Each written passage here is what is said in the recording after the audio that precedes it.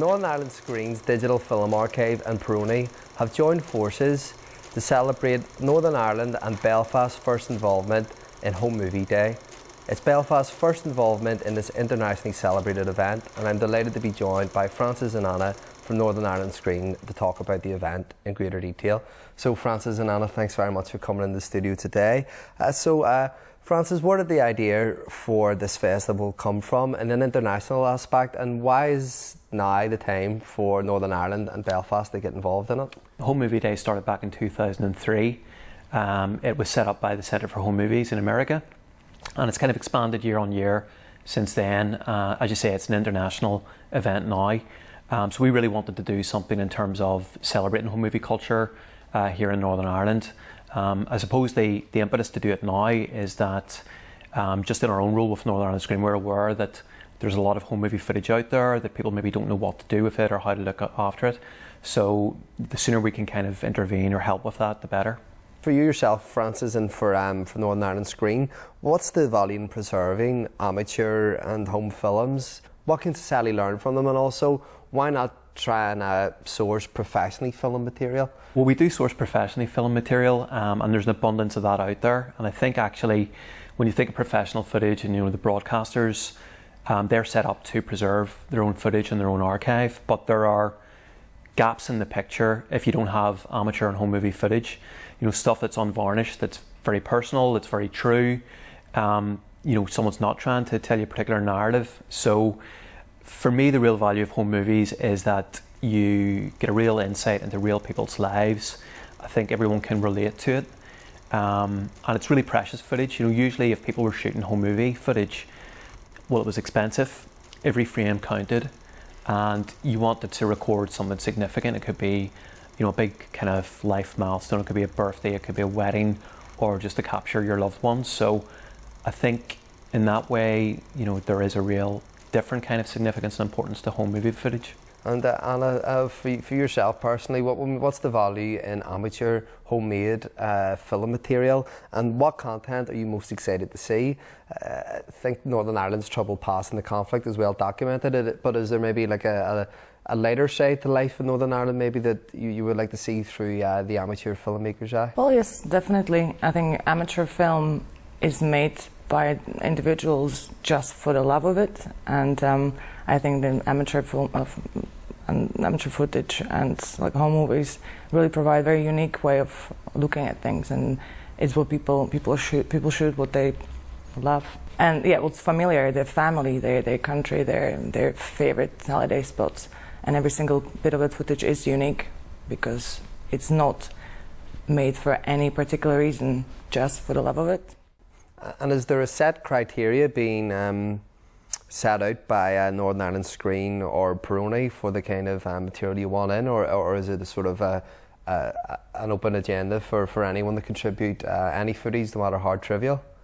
Yes, exactly. I mean, it's very open, and because we'll be dealing with small gauges, we'll be equipped to check and work with small gauges film, which include Super 8, 8mm, also 16mm, and also a bit less common 9.5.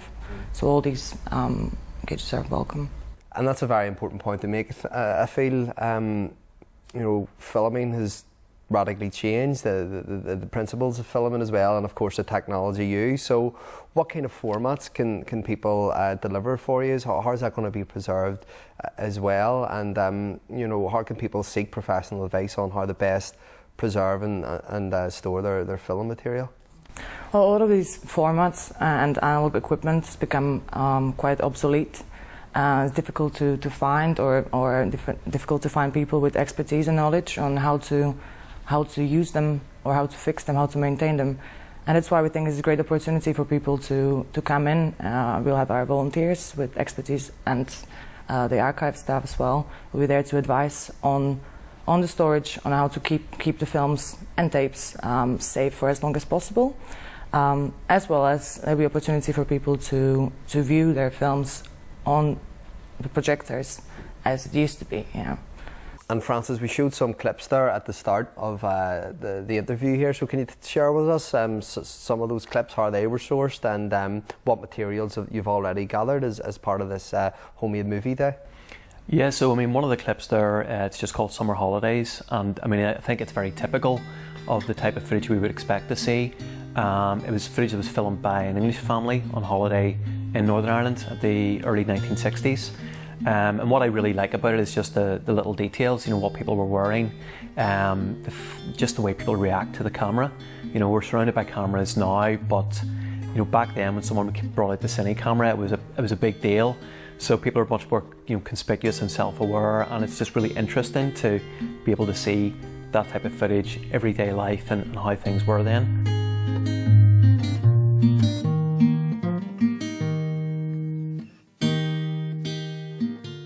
At the other end of the spectrum, one of the other clips there is the Spence brothers, who are kind of a Northern Ireland institution, and it doesn't feel right to almost call them amateur home movies because they made these wonderful sci-fi and gothic films themselves. They did their own special effects, so they kind of took it up a few levels. So that's a little clip from one of their films, Keep Watching the Skies, which won, I think, the World Amateur Oscar in 1975. Look at the man from Planet X, all starstruck and oogly-eyed.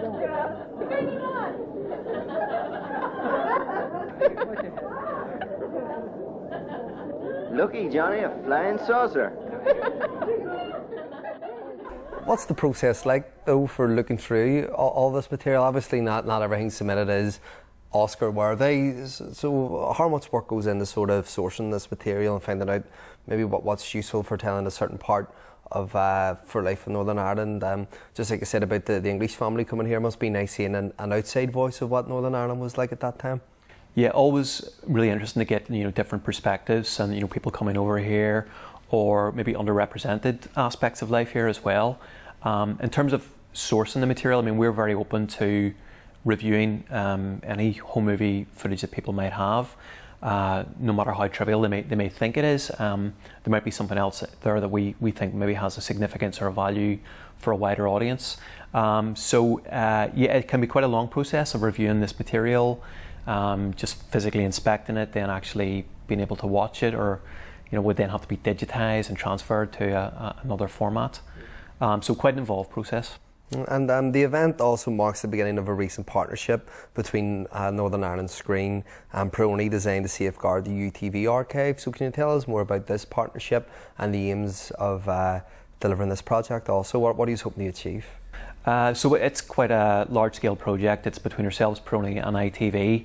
And essentially the idea was to keep the UTV archive in Northern Ireland, to preserve it, to digitise as much of it as we can, and to make it accessible. So we're really able to open up the kind of treasure trove of UTV content to the general public in a way that we couldn't before. So the material is being physically stored by Peroni. At Northern Ireland Screen, we're working to digitise and curate that material and make it available. And we're going to try and make as much of it available either online through our website, or through public events. We do outreach screenings for interested groups, entirely free of charge, right across Northern Ireland. So in a kind of mix of different ways, we're going to try and really tap the kind of cultural and educational potential of the footage. Do you think there's almost a niche in the market for these kind of amateur historical films in an age now where everyone has almost as a TV or a small cinema in the palm of their hand through their phones? We're seeing a lot more informative, entertaining, well produced, well filmed, immediate formats of films these days. So do you think it's nice to take a step back in time and look at how films used to be made, and as you said earlier, what a treat it was, or a rarity for a camera to be filming an event? I think there's just something very almost tactile about old cine film, the kind of grain to it, the feel to it. And you said there about looking back in time. It probably is the closest thing we have to a time machine, being able to look at this really old footage. I think there is a kind of a feel to it and a nostalgia value that maybe we don't have in the kind of ultra high definition footage that's shot today. So I think it's really evocative, and I think it's really important for those reasons. And of course, everything that's digital now, you know, we'll have cloud storage with SD cards, hard drives that can constantly and easily reproduce what we film. What do we stand to lose though with these analog forms of filmmaking? I mean, what happens if, you know, as I seen with Primark there, you know, if there's a fire in a building or anything like that? I mean, why is it essential that we preserve analog forms of film? Well, I think that there's an issue of some urgency at this point, because both analog film as well as tapes, and especially tapes, begin to deteriorate, especially if not kept in proper conditions. But anyway, it is just, for example, tapes, it is just a format that does not last, does not long for that long. So if you imagine we don't step in and don't try to preserve this, all the valuable information and memories and heritage would be lost. And of course, the international event Home Movie Day is the 20th of October. You're having drop-in dates beforehand for the public to come down and have their film preserved and assessed. Can you share with us some of that information then? And what would you say to encourage people to come along and to submit their material and to help sort of join in on the day? Yeah, the next one is on the 18th, on Thursday. And it'll be from 5:30 to 8:30 in the evening. And we encourage people to come in or go through their attics, dig out any old tapes or films they might have in there, bring it in, and the archive staff, us and some of our volunteers will have a look at the condition of the films, maybe do some basic repair if needed, and if there's interest, we can also view and project the footage.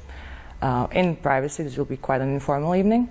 And then if there is interest, they can also be screened on Saturday on the event itself. Great stuff. Well, Anna and Francis, thanks very much for coming in the studio today to talk about this, and I look very much forward to seeing some of the images you collate, and all the best with sourcing the material. Thank you.